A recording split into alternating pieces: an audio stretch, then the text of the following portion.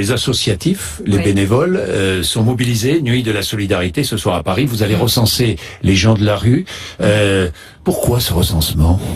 D'abord, c'est une idée qui me tenait à cœur. Je me suis inspirée de ce que New York a fait, notamment à l'époque où Michael Bloomberg était maire de New York. C'est lui qui m'a donné cette idée. Dominique Versini, l'année dernière, est allé à New York faire une maraude avec les équipes de New York et on a travaillé depuis 1 an sur la méthode que nous allons appliquer ce soir. Et j'ai proposé aux grandes associations humanitaires de faire ce travail-là. On le fait ensemble avec toutes les associations.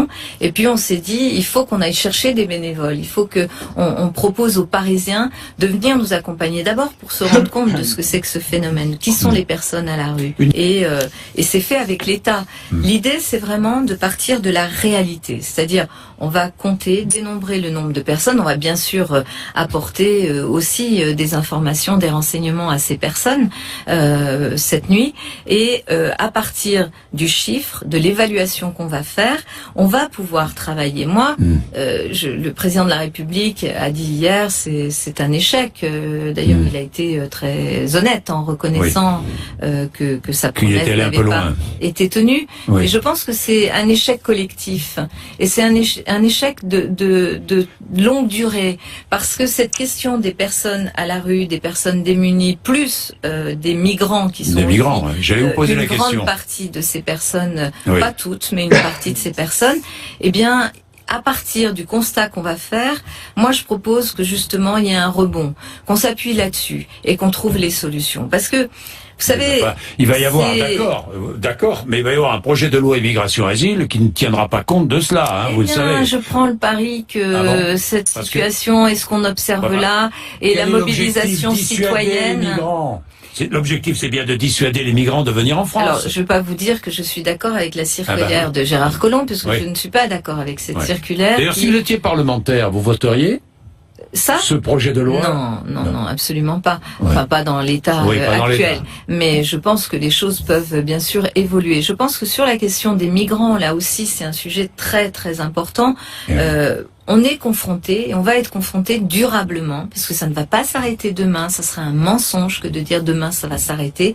On va être confronté pendant plusieurs années encore à un afflux de personnes. Ces personnes qui viennent, elles viennent pourquoi ?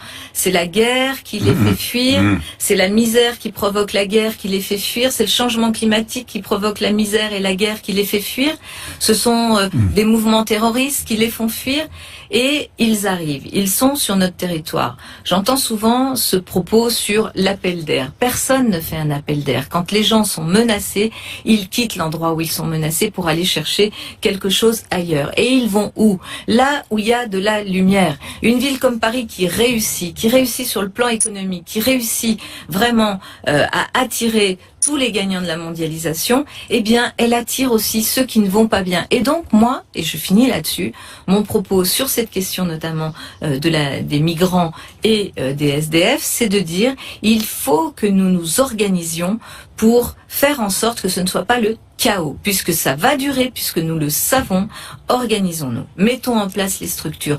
Et je propose, je l'ai dit, je le redis, je pense que l'État, avec les maires des grandes villes, peuvent non pas régler toute la question, mais faire en sorte que ce ne soit pas le chaos, qu'il n'y ait pas ces campements, ces gens qui sont dans la rue, qui risquent leur vie, pour avoir un rendez-vous, et qui attendent, des nuits entières et qui se cachent, puisque maintenant ils se cachent.